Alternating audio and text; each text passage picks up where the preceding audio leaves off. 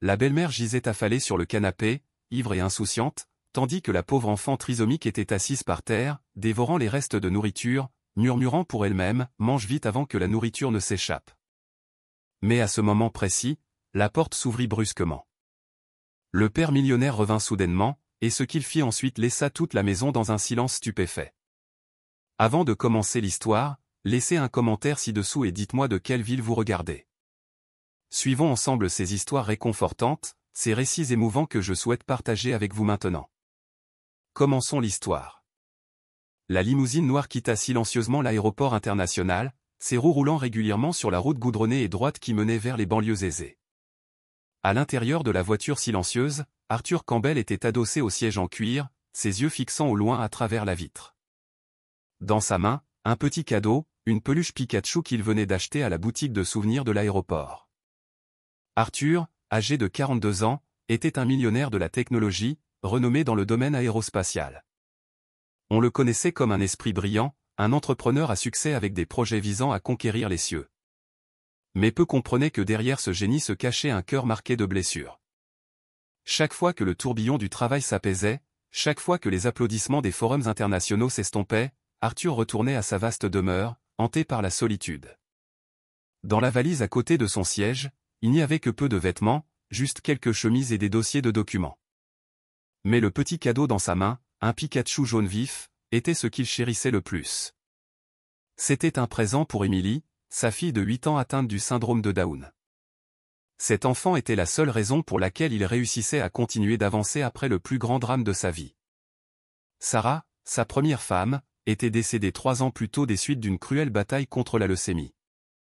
Sa mort avait emporté toute la lumière de la maison Campbell, comme une tempête. Dans ses derniers jours, frêle et faible sur son lit d'hôpital, Sarah avait quand même réussi à tenir la main d'Arthur et à murmurer « S'il te plaît, aime Emily pour moi. Elle est spéciale. Elle mérite de vivre comme une princesse. » Ces mots devinrent un vœu dans le cœur d'Arthur, un vœu qu'il craignait de ne jamais être assez fort pour tenir. 1 an après le décès de Sarah, lors d'une exposition technologique, Arthur rencontra Vanessa. Elle avait 30 ans, jeune, belle, avec des yeux qui semblaient écouter et une voix douce. Pour Arthur, fragile à l'époque, Vanessa fut comme un nouveau havre. Il crut qu'elle pourrait l'aider à prendre soin d'Emily, comblant le vide d'un amour maternel. Après l'avoir connue pendant une courte période, il décida de se remarier. Aux yeux de tous, Vanessa était l'épouse modèle, attentive, bien élevée, toujours douce devant Arthur. À chaque fête, les gens l'admiraient d'avoir une jeune épouse aussi distinguée et une famille complète. Arthur voulait aussi le croire. Il se disait même qu'il était chanceux d'avoir une telle femme s'occupant d'Emily chaque fois qu'il devait voyager. Cet après-midi-là, après 2 semaines d'affaires en Europe, Arthur revint plus tôt que prévu. Il n'avait prévenu personne, espérant surprendre sa femme et sa fille. Dans son esprit, il imaginait le cri de joie d'Emily en voyant le nouveau Pikachu, ses petits bras s'enroulant autour de lui. Il pensait aussi au sourire tendre de Vanessa en voyant son mari revenir inopinément. Cette pensée lui procura un sentiment de soulagement. Sur le chemin du retour, la voiture tourna dans la rue familière et s'arrêta devant le grand portail en fer. Le chauffeur sortit pour ouvrir la porte. Arthur descendit, prenant une profonde inspiration.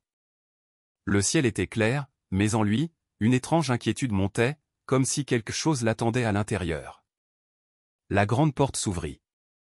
Immédiatement, l'odeur âcre de l'alcool frappa ses narines.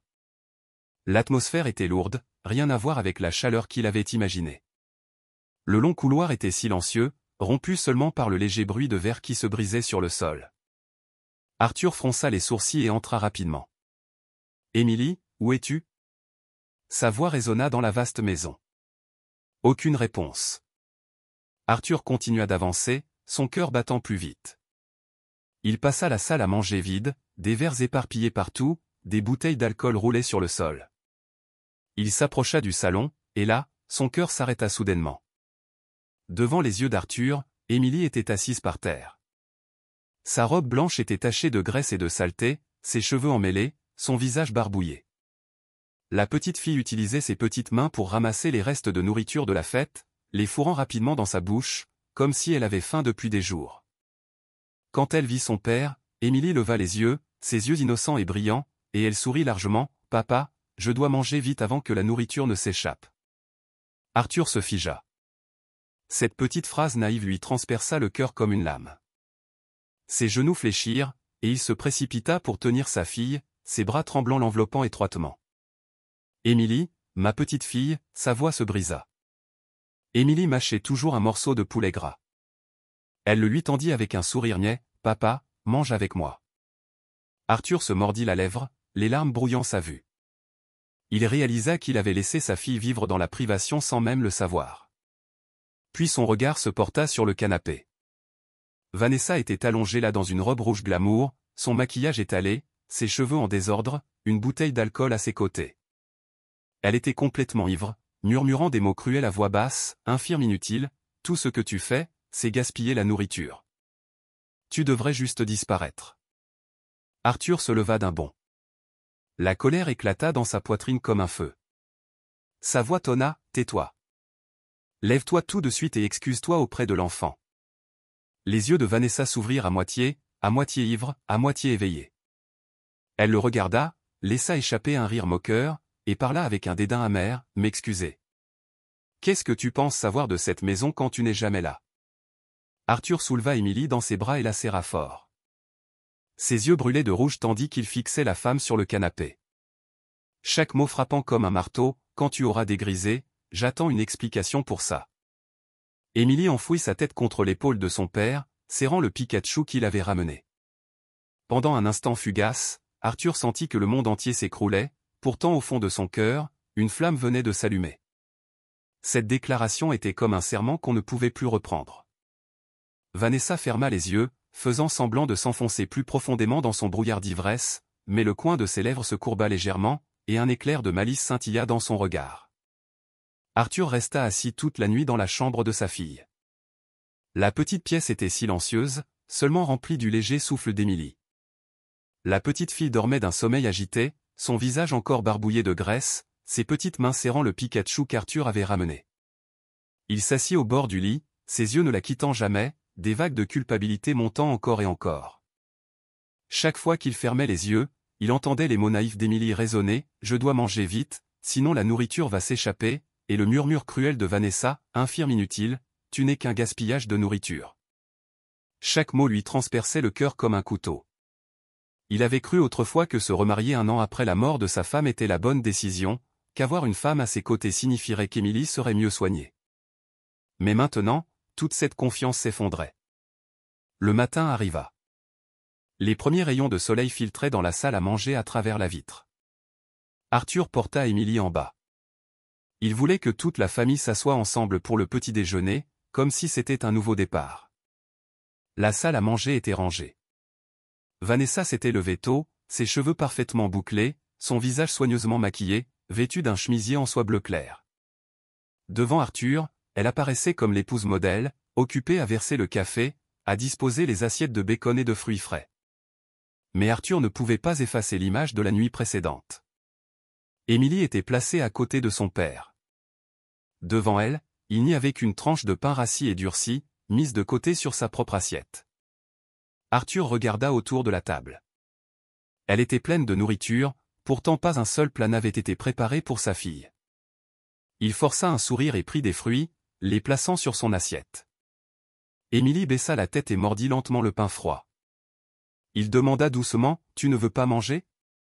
Émilie jeta un coup d'œil à son père, puis murmura, « J'attends les restes. Maman a dit que je devais attendre. » Arthur se figea. Vanessa l'entendit, posa immédiatement sa tasse de café, et sourit doucement, « Tu as du mal à entendre. La petite préfère juste la nourriture simple. Tu ne vois pas? Je m'occupe d'elle dans les moindres détails. » Arthur ne répondit pas. Il ne fit que regarder sa fille, ses petites mains tremblantes tenant le morceau de pain. À l'intérieur, un sentiment d'impuissance montait en lui. Il tourna son regard vers Vanessa. « Vanessa, te souviens-tu de ce que tu as dit la nuit dernière ?» Elle hésita 3 secondes, puis laissa échapper un léger rire, « Ne prends pas mes paroles d'ivrogne au sérieux. J'étais épuisé, je disais probablement des bêtises. Comment peux-tu douter de moi comme ça ?» Arthur ne dit rien de plus, il ne fit que fixer le visage de sa femme. Cette douceur semblait maintenant étouffante de fausseté. Émilie restait silencieusement assise, inconsciente de ce qui se passait. Ses lèvres bougeaient comme si elle parlait à son propre estomac, mon ventre fait encore de la musique. Je dois le nourrir. La poitrine d'Arthur se serra à ce son. Il plaça d'autres œufs sur son assiette. Émilie jeta un coup d'œil rapide à Vanessa, puis hésita, n'osant pas y toucher. À ce moment, quelqu'un entra dans la pièce. C'était Doña Rosa, la gouvernante de longue date. Elle avait plus de 60 ans, ses cheveux argentés, sa silhouette mince mais vive. Arthur se souvenait d'elle du temps où Sarah était encore en vie. Rosa avait été témoin des hauts et des bas de la famille Campbell, se tenant silencieusement en arrière, maintenant les choses en ordre. Elle posa une carafe d'eau sur la table, inclina la tête à Arthur, puis sourit gentiment à Émilie, « Bonjour, petite princesse. » Émilie leva les yeux, ses lèvres couvertes de miettes, et répondit avec un sourire niais. Mais presque immédiatement, ses yeux se voilèrent de nouveau lorsqu'elle aperçut le coup d'œil rapide de Vanessa et l'ordre de se taire. Arthur saisit l'instant, l'estomac lui tordit. Il poussa l'assiette de fruits vers Émilie, sa voix ferme, « Vas-y et mange. Tu n'as pas à attendre quoi que ce soit. » Émilie hésita, ses yeux cherchant l'approbation de Vanessa. Vanessa intervint immédiatement, « Ne la pousse pas. L'estomac de la petite est sensible. » « Je sais mieux que quiconque. » Arthur serra la fourchette dans sa main mais n'argumenta pas. Il savait qu'il avait besoin de plus de temps et de preuves. Le petit déjeuner se prolongea dans un lourd silence. Quand Arthur se leva enfin de table, Émilie courut après lui, tirant sa manche et murmurant, « Papa, j'ai bien mangé. Mon ventre ne grogne plus. » Arthur se pencha et l'embrassa sur le front. Il se dirigea vers la porte mais ne partit pas tout de suite. Doña Rosa suivit à une courte distance, puis se pencha près de son oreille, sa voix tremblante, « La petite ne devrait pas avoir à endurer ça, monsieur. » Arthur s'arrêta, se tourna vers elle. Les yeux de Rosa étaient pleins d'inquiétude, mais elle ne dit rien de plus, elle baissa seulement le visage. Il comprit. Elle avait peur de représailles si elle en disait plus. Il fit un petit signe de tête, sans la presser. Alors qu'il passait la cuisine, Arthur aperçut une scène qui le figea. Dans le coin, sur une étagère basse, se trouvait une assiette en plastique avec des restes froids, quelques os de poulet, des miettes de pain, de la salade fanée. L'assiette avait été poussée sur le côté, exactement comme une portion destinée à un chien. Arthur resta paralysé. Dans son esprit, les mots d'Émilie résonnèrent à nouveau, « J'attends les restes. Maman a dit que je devais attendre. » Ses yeux se brouillèrent, sa main se serra fort, le sang pulsant dans ses tempes. Sur l'escalier au-dessus, Vanessa descendait avec un téléphone à la main, souriant toujours et parlant à quelqu'un. Arthur leva les yeux, ses yeux brûlants de feu. À cet instant, il sut une chose avec certitude, il devait découvrir la vérité à tout prix. Arthur quitta la cuisine, le cœur rempli de détermination. La porte de l'extérieur s'ouvrit. Il prit une profonde inspiration, une pensée résonnant dans son esprit, « Je ne peux pas laisser ma petite fille vivre dans l'obscurité un jour de plus. » Arthur resta immobile dans la cuisine pendant un long moment.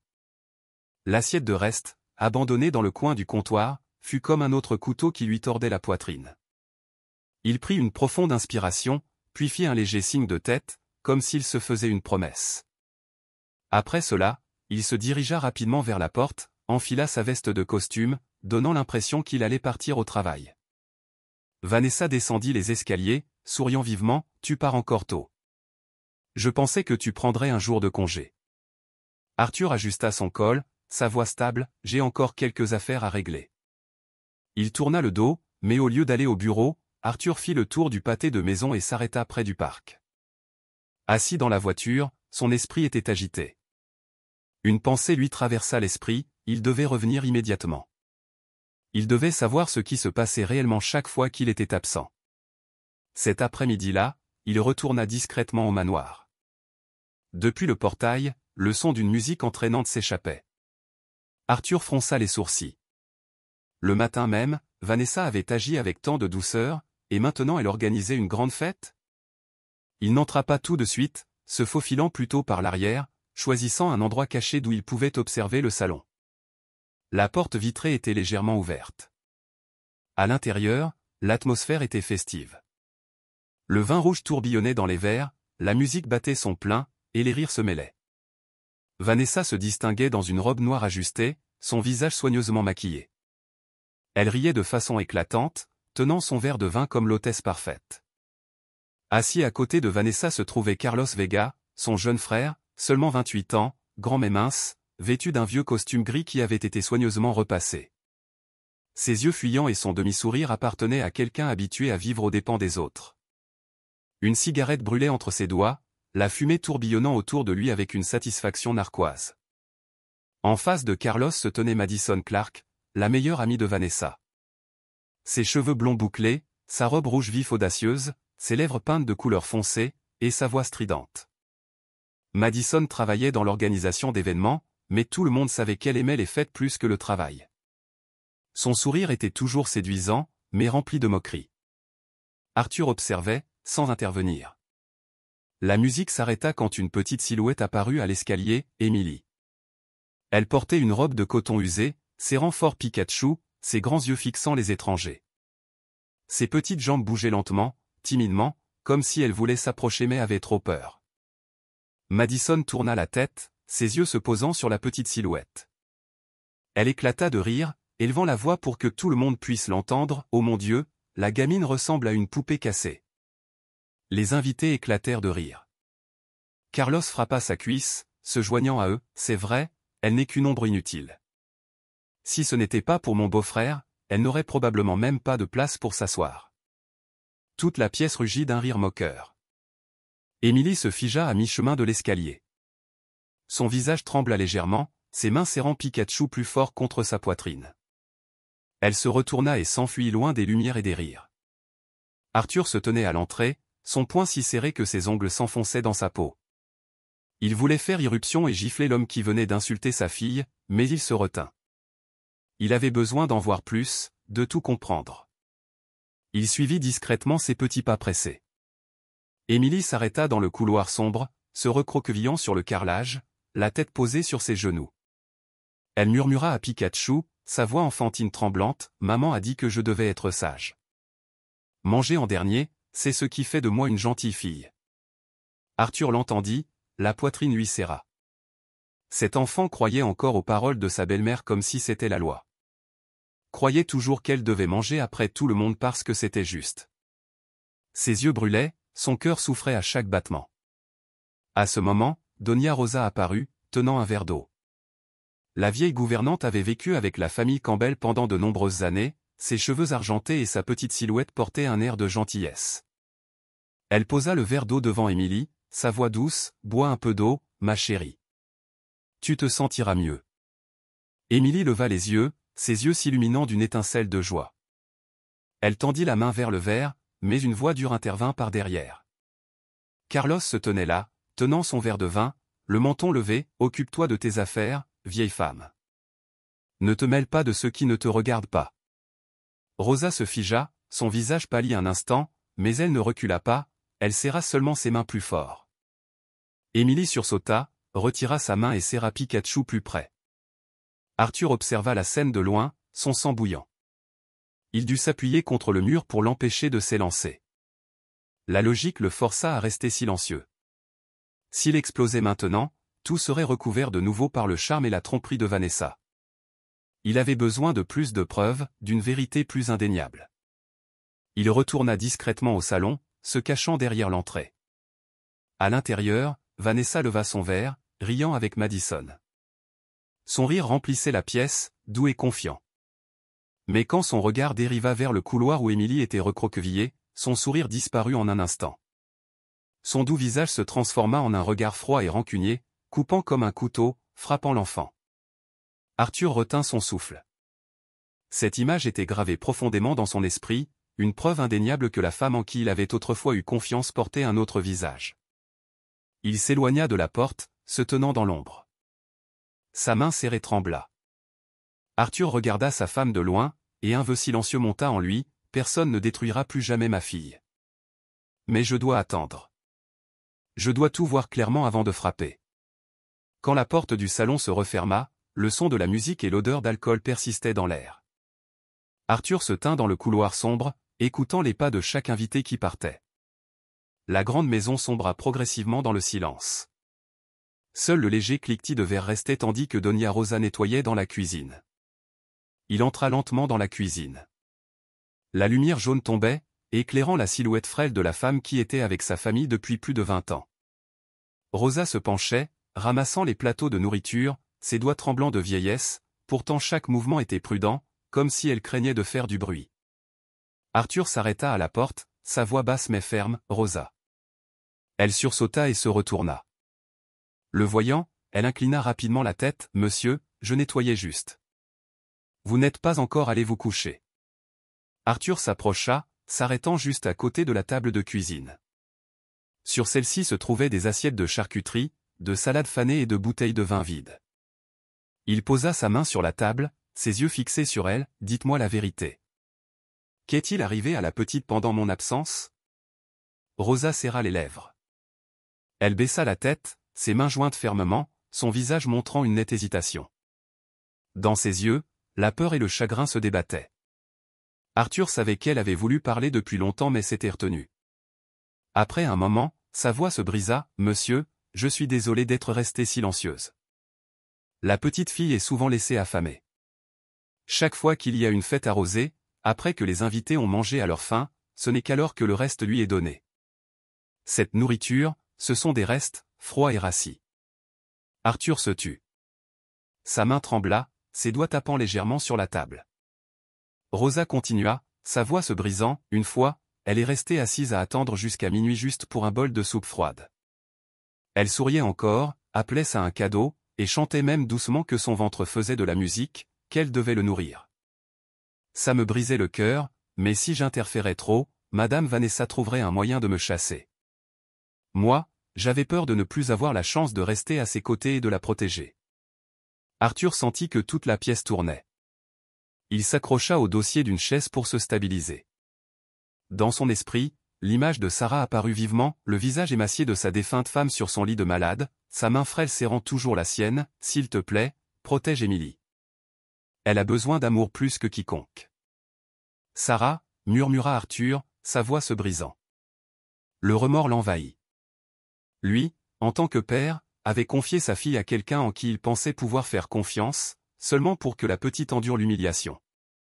Arthur s'assit sur la chaise, sa main tremblante reposant sur la peluche Pikachu jaune qu'Émilie avait laissée sur la table de cuisine. Ses yeux se brouillèrent, ses lèvres murmurèrent, « Elle a vécu comme ça pendant combien de temps ?» Rosa essuya ses larmes et répondit doucement, « Depuis le décès de la maîtresse, monsieur.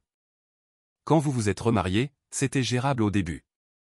Mais seulement quelques mois plus tard, tout a changé, et la petite, elle a enduré en silence. » Arthur leva la tête, ses yeux brillants. Sa voix sortit, aiguë, « Non. À partir de maintenant, ça s'arrête. » Il quitta la cuisine et se dirigea directement vers la chambre d'Émilie. La porte s'ouvrit en grinçant. Dans la petite pièce, la veilleuse projetait une douce lueur sur le visage de la petite fille. Émilie était recroquevillée sur le côté, sa main serrant son estomac, ses lèvres bougeant comme si elle parlait en rêve. Arthur s'approcha, s'assit à côté du lit, étint sa petite main. Il écouta et entendit clairement son innocent murmure, « Mange vite avant que la nourriture ne s'échappe. » Le cœur d'Arthur était brisé. Il caressa ses cheveux en désordre et embrassa légèrement son front. Des larmes tombèrent sur la couverture. « Je suis désolé, ma petite princesse. À partir de maintenant, je ne laisserai plus personne te faire de mal. » Il resta silencieusement assis pendant longtemps jusqu'à ce que l'horloge sonne minuit. Puis il se leva, sortit son téléphone de sa poche, et avec des doigts tremblants, composa un numéro familier. À l'autre bout, une voix grave et rauque répondit, « Arthur, il est tard. » Que s'est-il passé ? Arthur serra fort le téléphone, sa voix sèche mais résolue, « J'ai besoin de la vérité, Ethan. J'ai besoin de savoir tout ce qui s'est passé dans cette maison, le plus vite possible. » Ethan Miller, vieil ami et avocat de confiance d'Arthur, marqua une pause un instant avant de répondre, « D'accord. Je viens tout de suite. N'agis pas de manière irréfléchie. Nous allons rassembler des preuves pour que personne ne puisse le nier. » 1 heure plus tard, une voiture sombre s'arrêta au portail. Ethan descendit, grand, aux cheveux grisonnants et au visage marqué. Il portait une lourde mallette en cuir. Arthur ouvrit la porte du bureau. Les deux hommes se serrèrent la main sans beaucoup de mots.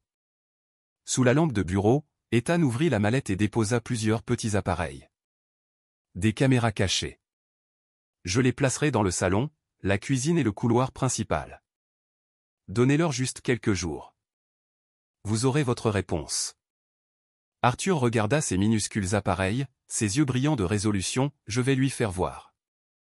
Je ne suis plus aveugle. Ethan hocha la tête, Arthur, tu dois être patient. La vérité se révélera. Tard dans la nuit, la maison sombra dans le silence. Dans le coin du salon, une petite lumière rouge clignotait. La première caméra fonctionnait déjà. Arthur se tenait dans le bureau, fixant l'écran, qui montrait le flux en direct. Dans le coin du cadre, la porte arrière s'ouvrit. Vanessa entra avec Carlos, le son de leurs chaussures claquant sur le parquet. Il riait, parlant vaguement, complètement inconscient qu'à partir de ce moment, chaque geste, chaque mot, avait déjà un témoin silencieux, l'œil inexpressif qui les observait. Arthur posa sa main sur le bureau, ses yeux fixés sur l'écran, et son cœur fit écho à un vœu, à partir de ce soir, ma fille ne sera plus cachée dans l'obscurité. Dans le bureau, l'écran de l'ordinateur portable brillait, projetant une lumière froide sur le visage pensif d'Arthur.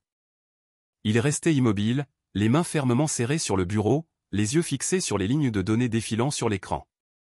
Ethan se tenait à ses côtés, glissant silencieusement la carte mémoire de la caméra dans l'ordinateur. La pièce était absolument immobile. Le seul son, le bourdonnement régulier du ventilateur, comme une poussée implacable en avant. « Es-tu prêt ?» demanda Ethan calmement, sa voix ferme, chaque mot pesé. Arthur hocha la tête, son regard lourd, lance la vidéo. La vidéo commença. Un bruit soudain remplit la pièce, brisant le silence. Musique assourdissante, rire bruyant, verres qui s'entrechoquent. Arthur fronça les sourcils, ses lèvres pressées en une ligne dure. La première image apparut, Vanessa tituba dans le champ de vision. Ses cheveux bouclés étaient un désordre emmêlé, son rouge à lèvres étalé, ses yeux à moitié fermés par l'alcool. Dans sa main, une assiette débordant de nourriture, sa bouche se tordant en un sourire tordu. Elle jeta l'assiette par terre, la nourriture s'éparpillant partout, et cria ivre, « Mange-le comme un chien. » C'est ta part. Arthur se figea, ses mains serrèrent la coudoir si fort, ses jointures devinrent blanches. Des rires résonnèrent du canapé. Carlos se prélassait paresseusement, faisant tournoyer son verre d'alcool, inclinant la tête alors qu'il intervenait, elle a raison. Cette gamine est mieux lotie que les roquets de la rue. De quoi se plaindre? Madison apparut ensuite. Elle tint son téléphone, balançant la caméra, sa voix stridente coupant le bruit, « Oh, c'est inestimable. Une poupée cassée assise au milieu d'un château de luxe. Je dois enregistrer ça. » Arthur se pencha plus près de l'écran, ses yeux se brouillèrent quand il reconnut la petite silhouette familière. Émilie apparut dans le coin de la pièce, ses cheveux emmêlés, son visage sale. La petite fille regarda la nourriture éparpillée, puis hésita avant de ramper par terre. Ses petites mains ramassèrent les miettes une par une, les portant à sa bouche, sa voix enfantine et fragile s'éleva, « Je vais manger vite avant que la nourriture ne s'échappe. » Arthur devint engourdi. À l'intérieur de la pièce, tous les autres sons semblèrent disparaître. Tout ce qu'il pouvait entendre était son cœur battant, lourd et suffocant. L'image sur l'écran le frappa comme un marteau, droit dans sa poitrine. Ethan jeta un coup d'œil à son ami. Il ne dit rien, posant seulement une main sur l'épaule d'Arthur. Mais Arthur la repoussa. Arthur baissa la tête, la serrant fermement des deux mains, ses cheveux en désordre. Sur le bureau, la peluche Pikachu d'Emily glissa et roula par terre sous la chaise. Son cri déchira le silence, sa voix rauque, brisée, « Mon Dieu, depuis combien de temps l'ai-je laissé vivre comme ça ?» Le cri secoua le bureau, faisant trembler les vitres. Arthur s'effondra sur la chaise, le visage enfoui dans ses mains. Les larges épaules de l'homme qui dirigeait autrefois un empire tremblaient de façon incontrôlable. De chaudes larmes tombèrent sur le parquet. Il pleura, non seulement pour la cruauté que sa fille avait subie, mais aussi pour sa propre culpabilité, pour avoir été aveugle et complaisant. Ethan s'assit à ses côtés, son ton posé, bas mais résolu, « Arthur, je sais que tu souffres, mais la vérité est là. À partir de maintenant, tu peux agir. Tu n'as plus à vivre dans l'obscurité. » Arthur leva la tête, ses yeux rouges et humides. Il la secoua violemment, sa voix rauque, je l'ai laissé endurer ça pendant toute une année. Je ne mérite pas d'être son père. Ethan posa fermement sa lourde main sur l'épaule d'Arthur, tu peux arranger les choses. Ne laisse pas la culpabilité te détruire et détruire cette petite fille. Lève-toi. Émilie a besoin de toi maintenant. Arthur inspira brusquement, comme pour stabiliser sa respiration. Il hocha lentement la tête, se redressant. Ses pas chancelèrent, mais son regard portait une nouvelle lumière. Il se dirigea droit vers le couloir, laissant Ethan derrière lui en silence. La porte de la chambre d'Émilie s'ouvrit doucement. À l'intérieur, la douce lueur jaune de la veilleuse se répandait dans la pièce. Émilie était recroquevillée sur le côté, serrant fort Pikachu contre sa poitrine. Elle dormait d'un sommeil agité, ses lèvres murmurant des fragments de rêves enfantins. Arthur s'approcha, s'asseyant au chevet de son lit, sa main caressant doucement ses cheveux emmêlés. Il l'entendit murmurer dans son sommeil, « Mon ventre chante. Je dois le nourrir. » Arthur se mordit fort la lèvre. Les larmes montèrent à nouveau, mais cette fois il ne s'effondra pas. Il embrassa le front de sa fille, murmurant, sa voix tremblante mais ferme, « À partir de maintenant, je jure que je ne laisserai plus personne te toucher. » Personne. Émilie bougea, serrant encore plus fort son jouet, le plus léger sourire apparaissant sur ses lèvres dans son sommeil. Arthur resta là, la regardant tranquillement, le cœur déchiré par la douleur, mais brûlant de détermination. Dans le couloir, Ethan s'appuya contre le mur et hocha légèrement la tête. Il savait que ce moment était le tournant, l'instant où Arthur trouva la force au milieu du désespoir pour commencer le vrai combat. Arthur essuya ses larmes, ses yeux brillants dans l'obscurité. Dans le salon, la lumière rouge de la caméra clignotait toujours silencieusement, enregistrant chaque fragment de la vérité. Arthur referma la porte de la chambre d'Émilie et descendit lentement les escaliers. L'obscurité remplissait le couloir, mais l'odeur de nourriture de la salle à manger se répandait dans l'air. Il s'arrêta, inspirant profondément pour se stabiliser. Son cœur venait de traverser une tempête, toujours lourd, mais il savait qu'il ne pouvait plus rester silencieux. Dans la salle à manger, le lustre brillait de mille feux. Vanessa était assise au bout de la table, son sourire éclatant et sa robe de soie rouge la faisant ressembler à une reine. À côté d'elle, Madison faisait tournoyer un verre de vin, ses yeux pétillants d'amusement. Carlos s'appuyait lourdement sur sa chaise, son visage montrant l'ennui, pourtant il sirotait du whisky à petites gorgées. Émilie se tenait dans le coin de la pièce, serrant sa poupée Pikachu contre sa poitrine. Son regard perdu, elle regardait la luxueuse table à manger comme si elle appartenait à un autre monde, puis baissa les yeux vers le carrelage où elle se sentait plus à l'aise. Arthur entra, tira la chaise à côté de lui, et parla d'une voix grave mais chaleureuse, « Émilie, viens t'asseoir ici avec papa. » La petite fille ouvrit de grands yeux et demanda doucement, sa voix tremblante, « Papa, aujourd'hui, est-ce que je peux m'asseoir à table ?» Arthur hocha la tête, un léger sourire apparaissant. Il tira la chaise pour elle et posa doucement sa main sur son dos, « C'est ta place. À partir de maintenant, tu t'assieras toujours ici. » Émilie s'assit avec précaution, ses petites mains tremblantes alors qu'elle tenait la fourchette. Dans ses yeux, la joie se mêlait au doute, comme une étincelle fragile dans l'obscurité. Vanessa sourit immédiatement, son ton doux, « Tu la gâtes trop. Je voulais seulement qu'elle apprenne les bonnes manières. » Mais enfin, avec son père ici, elle doit être très heureuse. Arthur ne répondit pas. Il plaça simplement un morceau de viande rôtie dans l'assiette de sa fille. Émilie regarda l'assiette pleine devant elle, ses yeux brillants. Elle baissa la tête et murmura doucement, « Merci, papa. » La pièce devint silencieuse. Seul le tintement des couverts brisait le calme. Madison se pencha en arrière sur sa chaise et lâcha d'une voix stridente, « Je me souviens encore de la dernière fois qu'elle a mangé par terre. » C'était drôle. Ces mots résonnèrent, plus durs que le choc des couverts contre les assiettes. Arthur se retourna brusquement, ses yeux froids comme la glace. Le regard tranchant glaça Madison, sa main suspendue en l'air. Le verre dans sa main trembla, le vin débordant du bord. L'atmosphère se figea. Carlos toussa maladroitement, essayant de rompre le silence, « Madison plaisante toujours. Ne le prends pas au sérieux, beau-frère. » Arthur ne répondit pas. Il ne fit que se retourner et plaça plus de légumes dans l'assiette d'Émilie, bien que ses yeux restèrent vifs de prudence. Vanessa éclata rapidement de rire, sa voix forcée, c'est vrai. C'était juste une blague, tu sais, Madison. Madison essaya de rire avec elle, mais son sourire se tordit, ses yeux évitant les siens.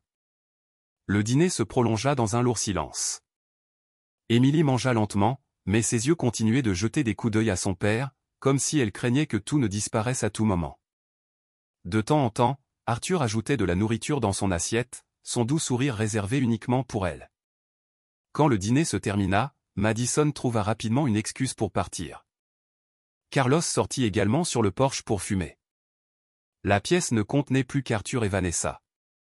Arthur posa sa serviette sur la table, sa voix basse mais ferme, « Je veux te demander directement, l'as-tu déjà fait manger par terre ?»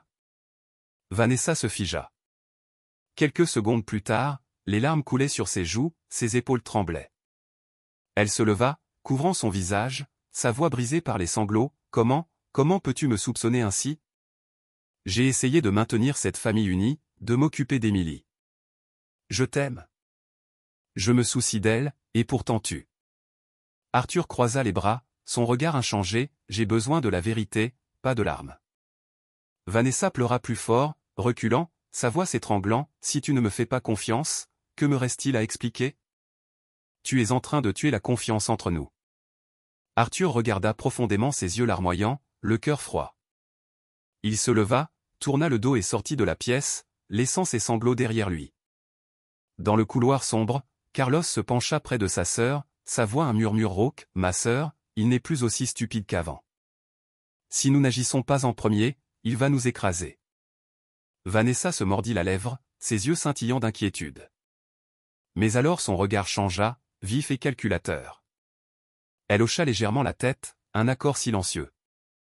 Tard dans la nuit, Arthur était assis dans son bureau, la tête reposant sur la chaise, les yeux fermés. La porte s'ouvrit légèrement. Vanessa se tenait sur le seuil, ses cheveux tombant sur ses épaules, ses yeux fixés sur l'homme qui lui avait autrefois fait confiance. Le doux sourire avait disparu, remplacé seulement par la froideur. Elle murmura, sa voix glaciale, destinée seulement à elle-même, « S'il le faut, je détruirai tout pour garder ce qui m'appartient. » Dans l'obscurité, Arthur resta immobile, inconscient du regard malveillant dirigé droit sur lui. Les fissures de la famille ne pouvaient plus être cachées. Elles étaient sur le point de se briser. Ce matin-là, la lumière du soleil filtrait à travers les rideaux blancs du manoir Mendoza, laissant de longues traînées de lumière sur le carrelage froid. Arthur sortit de son bureau après une nuit blanche quand un cri perçant résonna de l'étage. C'était la voix stridente et paniquée de Vanessa, « Non. Ce n'est pas possible. Qui a touché mes affaires ?» Arthur fronça les sourcils, sa poitrine se serra. Il s'avança rapidement vers l'escalier, chaque pas sur les marches de bois atterrissant avec un lourd bruit sourd. Quand il atteignit le couloir du deuxième étage, il vit la porte de la chambre grande ouverte. Vanessa se tenait au milieu de la pièce spacieuse, sa chemise de nuit en soie blanche froissée, ses cheveux en désordre, ses mains tremblantes serrant une boîte à bijoux vide. Arthur s'arrêta à l'entrée. Ses yeux étaient stables, sa voix calme mais ferme, « Que s'est-il passé ici ?» Vanessa se retourna, ses yeux rouges mais scintillants d'une intensité théâtrale. Elle leva la boîte en l'air, hurlant, « La parure de diamant que tu m'as donnée a disparu. Le collier et les boucles d'oreilles, tout est parti. » Arthur se figea. C'était la parure qu'il avait achetée à Paris, un cadeau somptueux pour fêter leur première année de mariage. À ce moment, Carlos apparut, s'étirant avec un bâillement tout en ajustant sa chemise. Un instant, un éclair de ruse traversa ses yeux avant qu'il ne feigne la surprise. « Quoi, des bijoux manquants ? C'est grave. Ça veut dire qu'il y a un voleur dans la maison. » Arthur n'avait même pas parlé que Carlos se précipita, sa voix rapide et insistance, « Beau-frère, laisse-moi vérifier tout de suite. Nous devons attraper celui qui a osé faire ça. » Sans attendre la permission, il se hâta vers les quartiers des domestiques où vivait Doña Rosa. Il ouvrit la porte avec tant de force que les gonds grinçaient. Arthur suivit de près, le cœur battant. Mais avant qu'il ne puisse intervenir, Carlos fouillait déjà dans la pièce. Quelques minutes plus tard, Carlos en sortit avec un air triomphant, brandissant une boîte en velours rouge familière. À l'intérieur, les bijoux scintillaient à la lumière du matin. « Le voici. Dans sa chambre !» cria Carlos dramatiquement. Vanessa se précipita, s'emparant de la boîte et la serrant contre sa poitrine. Les larmes montèrent à ses yeux tandis qu'elle se tournait vers Arthur, son regard un mélange de chagrin et d'accusation. « Tu vois ? Je lui ai fait confiance tout ce temps, je l'ai traitée comme de la famille, et elle m'a trahi. Doña Rosa, tu m'as tellement déçu. » Doña Rosa réussit enfin à arriver en courant. Elle se figea à l'entrée, son visage vieilli pâle, ses mains tremblantes. Elle s'effondra à genoux, les larmes coulant sur ses joues. « Non, monsieur. Jamais. Je jure devant Dieu. Je n'ai jamais touché à ces choses. » Arthur se tourna pour regarder la gouvernante. Des souvenirs de toutes ces années lui revinrent en mémoire, Doña Rosa préparant soigneusement le petit déjeuner, ses mains ridées coiffant doucement les cheveux d'Émilie. Mais la boîte rouge dans la main de Vanessa était une vérité qu'il ne pouvait nier. Son cœur se serra. À ce moment, de petits pas pressés résonnèrent au loin. Émilie arriva en courant, serrant Pikachu dans ses bras, ses cheveux en désordre, ses yeux grands ouverts de peur. Elle se précipita vers son père, saisit sa main, sa voix se brisant en sanglots. « Papa, Rosa n'est pas méchante. Je le sais. Elle m'a toujours donné de l'eau. Elle m'a raconté des histoires. Elle a toujours été bonne avec moi. » Arthur se pencha, ses yeux troublés. Sa fille était tremblante, pourtant son regard débordait de confiance. Soudain, Vanessa éclata en sanglots, se jetant dans les bras de son mari, sa voix tremblante. « Tu ne me crois pas ? Les bijoux étaient juste là dans sa chambre. Si tu m'aimes, si tu veux protéger l'honneur de cette famille, alors renvoie-la tout de suite. Je ne peux pas vivre sous le même toit qu'une traîtresse. » Arthur resta immobile, ses poings serrés. D'un côté, sa femme, sanglotante et suppliante. De l'autre, la vieille gouvernante loyale par terre, plaidant son innocence à travers les larmes. Et entre les deux se tenait Émilie, sa petite fille, s'accrochant à sa main et suppliant avec toute l'innocence de son cœur. L'air dans la pièce était lourd comme du plomb. Soudain, les grandes portes s'ouvrirent. Ethan entra, tenant une petite clé USB. Il portait un simple costume gris, son expression sévère. Tout le monde dans la pièce se tourna vers lui. « Arthur », la voix d'Ethan était grave et ferme, « ne vous précipitez pas pour la condamner. J'ai des preuves. » Vanessa sursauta légèrement, ses yeux clignotant d'inquiétude. Carlos se raidit, puis se reprit rapidement, croisant les bras et s'appuyant contre le mur. Ethan s'avança, brancha la clé USB sur le grand écran du salon. En quelques secondes, les images de surveillance apparurent.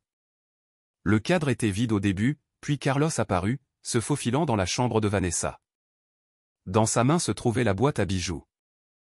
Il jeta un coup d'œil autour, sourit faiblement, puis se dirigea droit vers les quartiers des domestiques. La caméra fit un zoom sur lui ouvrant la porte de Doña Rosa, fourrant la boîte à bijoux dans son tiroir, puis partant avec un air désinvolte. Les images étaient claires, indéniables. Arthur resta figé. L'atmosphère était si épaisse qu'il était difficile de respirer. Carlos cria immédiatement, sa voix se brisant, « Non. C'est faux. Quelqu'un a monté cette vidéo pour me piéger. » Vanessa balbutia également, ses mains tremblantes laissant tomber la boîte à bijoux par terre. Les diamants s'éparpillèrent sur le carrelage, scintillant comme des blessures qui ne pouvaient être cachées.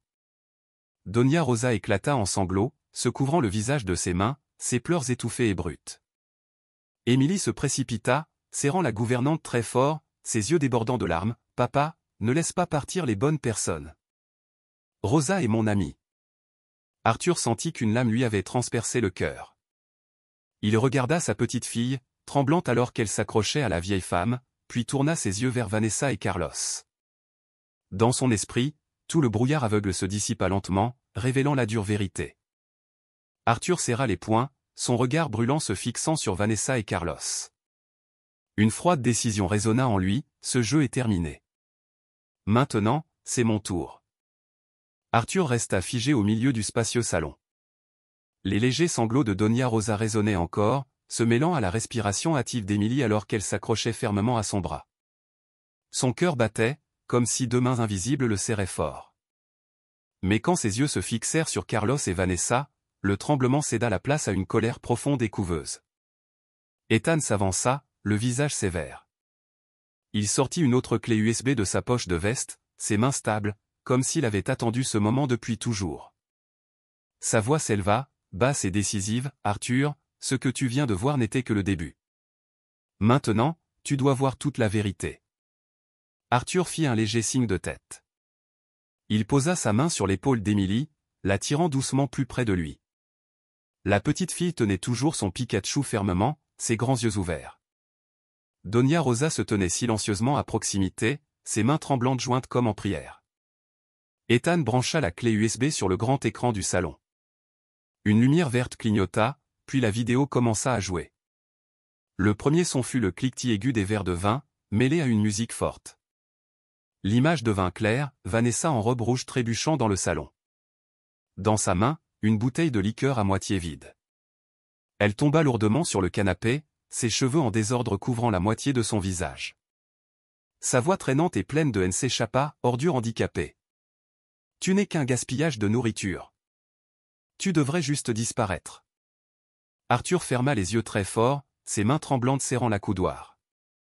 Ses larges épaules tremblèrent légèrement, comme si chaque mot de la bouche de Vanessa était un couteau qui lui transperçait la poitrine. Émilie l'entendit, et ses petits bras se serrèrent autour de la main de son père, ses yeux pleins de larmes, grands ouverts de confusion. La vidéo continua. L'image suivante apparut, Émilie assise par terre, ses cheveux emmêlés, sa robe sale.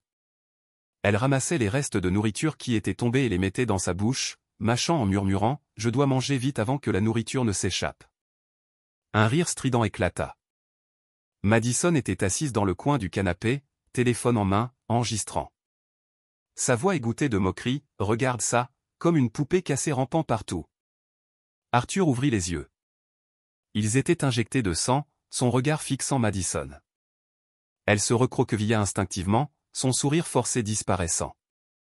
La dernière partie de la vidéo fut diffusée, Carlos, calme et indifférent, ouvrit le placard de la chambre de Donia Rosa, y fourra la boîte à bijoux, puis se retourna et s'éloigna, un sourire méchant se formant sur ses lèvres. L'image se figea. L'écran devint noir. L'air devint étouffant de lourdeur. Arthur se leva et fit des pas envers Vanessa.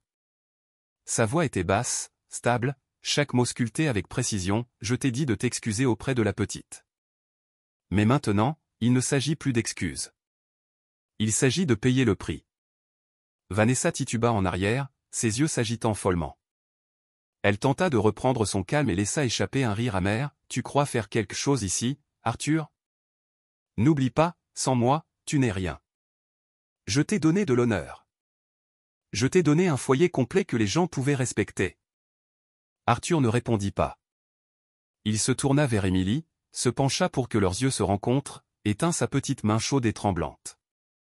Sa voix s'adoucit, « Tu as ton père ici. Je ne laisserai plus jamais personne te faire peur. » Émilie leva les yeux, ses yeux s'illuminant d'une confiance innocente. Elle hocha la tête et murmura, « Petite mais claire, papa, maintenant que tu es là, je n'ai plus peur. » Arthur se redressa, sortant son téléphone de sa poche. Sa voix résonna, ferme et froide, « Ici Arthur Mendoza. Je souhaite signaler ma femme pour maltraitance d'enfants et pour complicité de vol. » La pièce devint silencieuse. Les yeux de Vanessa s'écarquillèrent, puis elle se jeta, saisissant le bras de son mari, hurlant, « Tu es fou.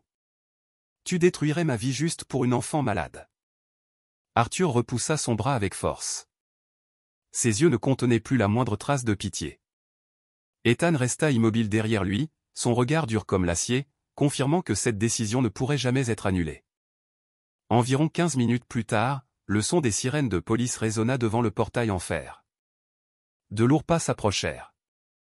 Rapidement, la porte s'ouvrit, et 2 officiers entrèrent. L'un était un homme grand, mince, d'âge moyen avec une plaque nominative indiquant « Sullivan », son visage sévère.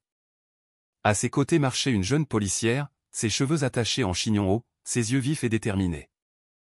Arthur s'avança, leur tendit la clé USB, et parla d'une voix grave et stable, « Ceci est toute l'épreuve. Je confirme l'accusation. » Sullivan hocha la tête, prit la clé USB, et fit signe à sa partenaire. La policière s'avança et sortit les menottes. Vanessa recula, hurlant hystériquement, « Non. Je n'irai nulle part. Vous n'avez aucun droit. Je suis la femme d'Arthur Mendoza. Je suis la maîtresse de cette maison. » Carlos resta figé sur place, son visage se vida de ses couleurs. Il balbutia, « Attendez, attendez. Ce n'est pas ce que ça semble être. » Le visage de Madison pâlit, et elle se retira discrètement vers la porte, essayant de disparaître de la vue. La policière saisit Vanessa fermement, lui tordit les bras derrière le dos et passa les menottes. Vanessa lutta violemment, hurlant de folie, « Arthur, tu vas le regretter.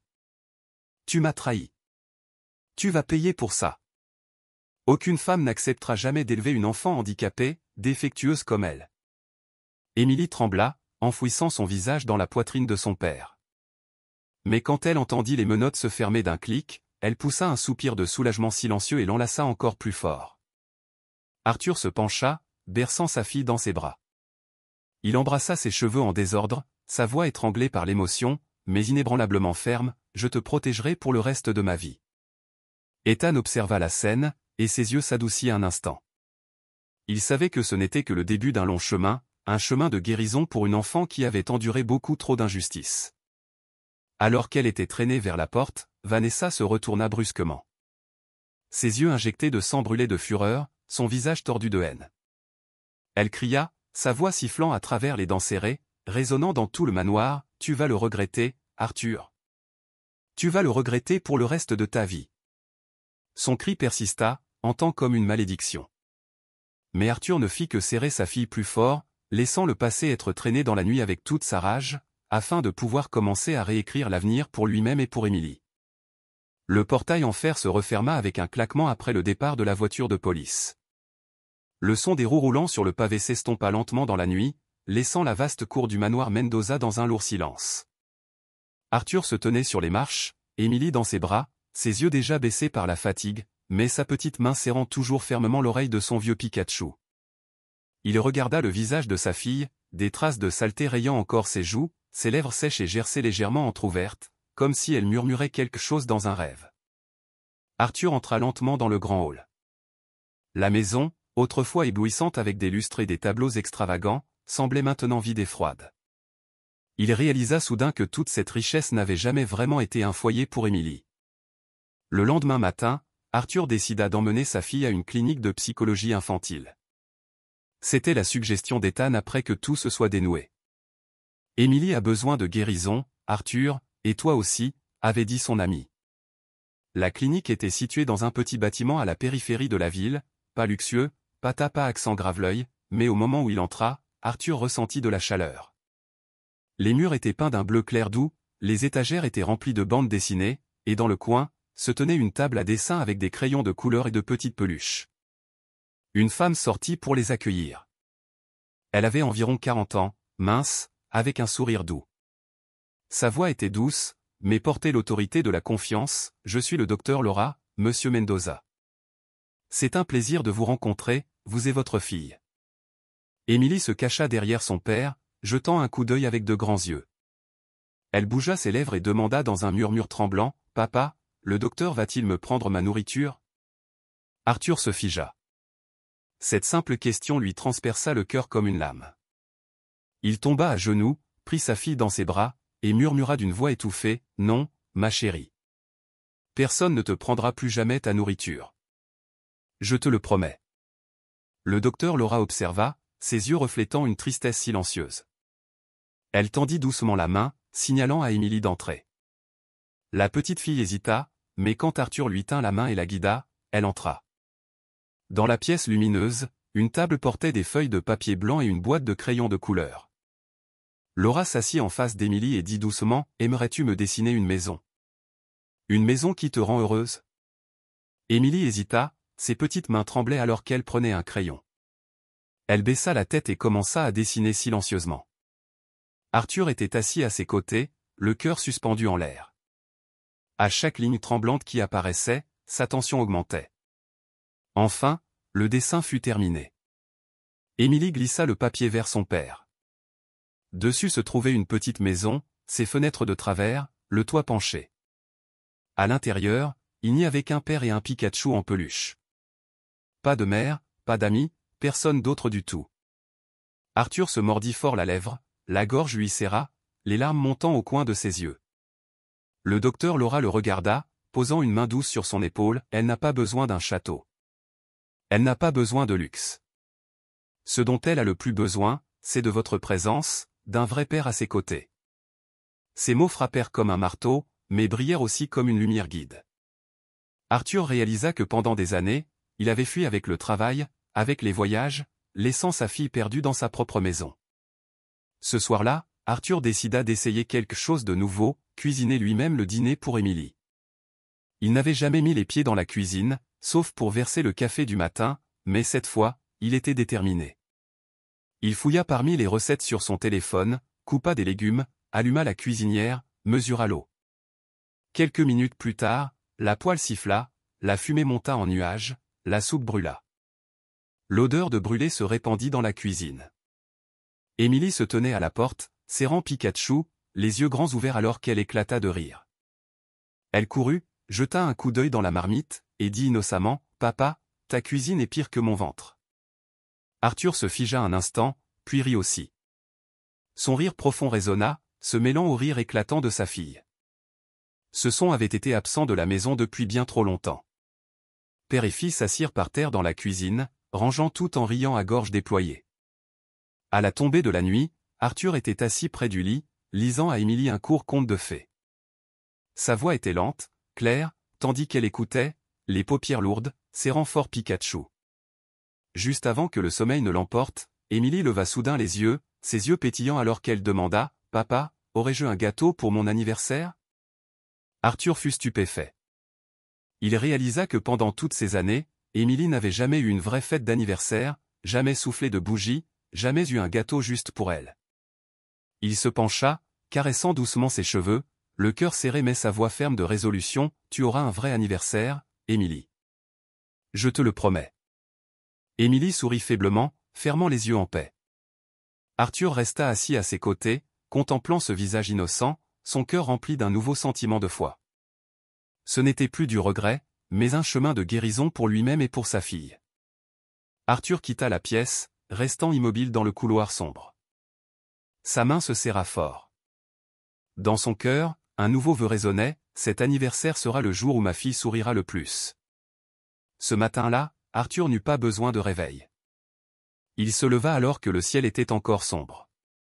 La première lumière du jour se glissa à travers les fentes du rideau, projetant une fine bande sur le parquet.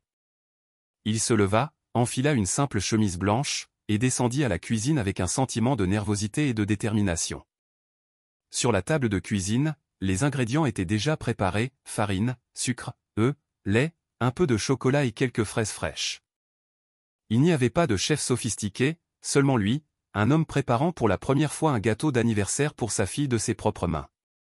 Arthur retroussa ses manches, vérifiant maladroitement la recette sur son téléphone. Il cassa des œufs, battit la farine, remua le lait. Rien ne se passa sans accroc. La farine s'éparpilla blanche sur le comptoir, les œufs glissèrent et se cassèrent, des gouttes de lait éclaboussèrent sa chemise. Pourtant, au lieu de se frustrer, il ricana doucement. Dans cette maladresse, il se sentait vivant, touchant quelque chose de précieux qu'il avait manqué depuis bien trop longtemps. Donia Rosa entra, sa silhouette frêle, mais ses yeux pleins de gentillesse. Elle resta silencieusement un instant, puis parla doucement, « Monsieur Mendoza, laissez-moi vous aider. L'anniversaire d'une petite fille, ça doit être parfait. » Arthur leva les yeux, son sourire fatigué mais résolu, « Non, Rosa. Aujourd'hui, je dois le faire moi-même. C'est le premier anniversaire d'Émilie pour lequel je suis vraiment là. Elle doit savoir que j'ai fait des efforts pour elle. » Donia Rosa le regarda, hocha doucement la tête, ses yeux brillants de larmes. Elle n'aida pas, elle resta seulement à proximité, lui tendant tranquillement une serviette quand il renversa maladroitement de la farine. Dans l'après-midi, le gâteau sortit enfin du four. Il n'était pas parfaitement rond, le glaçage était inégal, et le chocolat arrangé en forme de Pikachu était un peu de travers. Mais pour Arthur, c'était le plus beau gâteau de sa vie. Le salon n'était pas extravagamment décoré, juste quelques grappes de ballons jaunes, quelques vases de fleurs fraîches. Une petite table en bois se tenait au centre de la pièce, portant le gâteau maladroit, mais rempli d'amour. Émilie apparut de l'escalier. Elle portait une simple robe jaune que Donia Rosa avait ajustée à partir d'une ancienne. Dans ses cheveux était épinglée une petite épingle Pikachu. La petite fille hésita, regarda autour d'elle, puis ses yeux s'illuminèrent quand elle vit le gâteau. « Papa !» s'exclama Émilie, sa voix claire et brillante, « Je suis la princesse Pikachu maintenant. » Arthur rit, s'avança pour la saluer. Il se pencha, serra sa fille très fort dans ses bras, murmurant à son oreille, « Ma princesse, à partir de maintenant, tu ne vivras que dans le bonheur. » La porte s'ouvrit. Ethan entra. Il portait une simple chemise, tenant une petite boîte cadeau dans sa main. Posant la boîte sur la table, il sourit chaleureusement, « Une princesse doit avoir un cadeau. J'espère que tu l'aimeras, Émilie. » La petite fille ouvrit la boîte. À l'intérieur se trouvait un cadre photo en bois, soigneusement sculpté à la main. Dans le cadre se trouvait une photo du père et de la fille s'embrassant, un sourire rare qu'Ethan avait capturé d'une vidéo. Émilie serra le cadre contre sa poitrine, ses yeux pétillants. Quelques minutes plus tard, le docteur Laura arriva. Elle portait une robe bleu clair, tenant un bouquet de tournesols éclatants. Elle se pencha à la hauteur des yeux d'Émilie et offrit le bouquet, « Joyeux anniversaire, petite fille courageuse. À partir de maintenant, tu n'auras pas seulement ton papa, tu nous auras tous. » Émilie sourit timidement, « Merci, docteur. » La fête commença. Pas de musique assourdissante, pas des dizaines d'étrangers. Seulement 5 personnes réunies, Émilie, Arthur, Donia Rosa, Ethan et le docteur Laura. Pourtant l'atmosphère était incroyablement chaleureuse. Arthur plaça le gâteau devant sa fille.